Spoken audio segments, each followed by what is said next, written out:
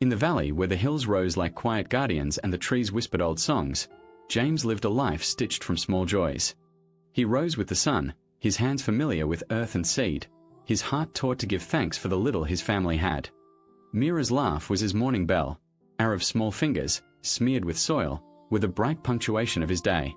They were poor, but the cottage rang with the kind of wealth that money never buys. One spring morning, while James dug by the roots of an ancient neem tree to plant beans, his shovel struck metal. Curiosity pried his fingers open. He cleared the soil and unearthed a tiny iron box.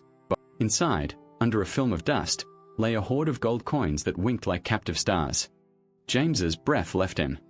He pressed the lid closed, palms trembling, and walked home as though he bore the weight of a miracle. Mira's eyes widened when he opened the box by lamplight. Her voice was small as she whispered, "This gold is not ours. It must belong to someone else. What if it brings trouble?" But James heard only a future that glittered. No more stony bread, no more leaking roofs, no more begging the rain for mercy. He believed the coins were an answer from the sky, and gratitude curdled into something harder, ambition, then appetite. James stopped rising with the dawn. He stopped talking with the field's honest rhythm.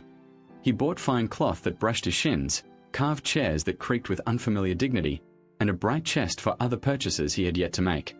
The villagers stared and whispered. He smiled and said, "It is luck. God has blessed me." Mira retreated into quiet. Arav reached for the father who had been a storyteller, and found only a man counting coin after coin on the kitchen table.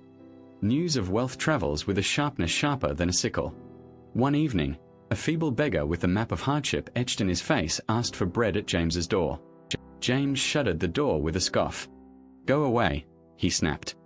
"I am not running a charity." The old man steadied himself and, before turning, looked James in the eye. "Be careful of greed," he said softly. "It never ends well."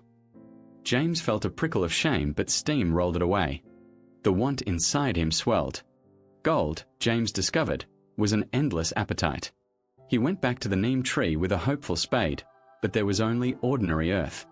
He visited sellers and lenders, placed trust in the wrong hands and lost it again to glittering promises.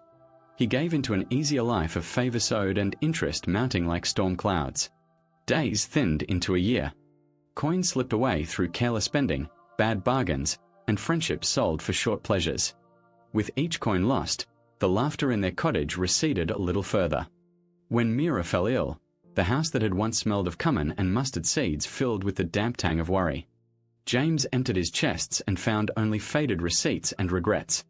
Arav, too young to carry blame, sat by his mother's bedside and watched the color leave her cheeks.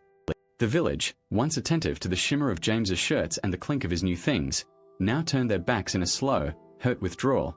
Praise had been conditional, like well-watered seedlings that withered when the sun moved on. On a rain-soaked evening, James returned to the neem tree. He sank to the trunk and let the rain stitch cold beads to his skin. The sky was a muffled drum. The branches swayed as if offering a quiet benediction. He buried his face in his hands and, for the first time in many seasons, let the truth rise uninvited. "I was a fool," he cried to the oaks and to the empty air. "I had love. I had peace. I gave them away for metal that taught me nothing but hunger." The trees' leaves shivered. A wind, smelling of wet earth and second chances, brushed his shoulders. James changed. The next morning he rose before the first bird called. He tied his old turban, took his worn plough, and returned to the fields he had neglected. His hands remembered the work as if they had never stopped. They ached first, then settled into rhythm. He sat by Mira, fed her warm broth, and learned the language of small mercies again. Arav's laughter came back in drips, slow at first, then spilling like rainwater into a drought pool.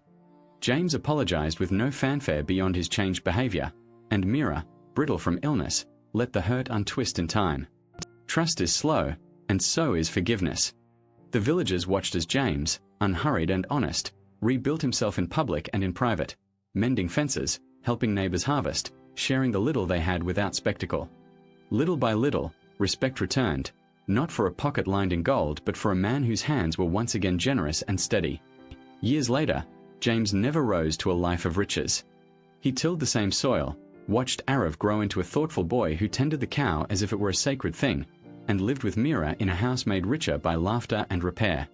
On evenings when Arav asked about their old stories, about the iron box or the beggar, James would sit him on his knee and say, "Wealth can buy many things, child, but it cannot buy what matters most: love, health, family, or peace. Don't let greed steal your happiness."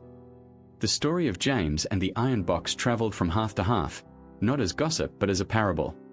It became a lullaby to soothe restless children and a stern reminder to men tempted by easy fortunes. In the years that followed, new seeds were sown under the same neem tree, seeds of beans, of pumpkins, of patience. The tree stood on, witness to harvests and apologies, its roots as plain and stubborn as a good man's truth. Greed had flashed like lightning in James's life and burned away what was beautiful and easy to lose. When the fire died, what remained was slow warmth, the return to honest labor, the mending of relationships, the steady glow of a family found again. This was a different kind of wealth, one that did not glitter in a box but sat in a bowl shared at supper, in hands joined across a threshing floor, in nights when Mira slept without pain and Arav dreamed without hunger. And so the village remembered, wealth that keeps you is not gold, but gratitude.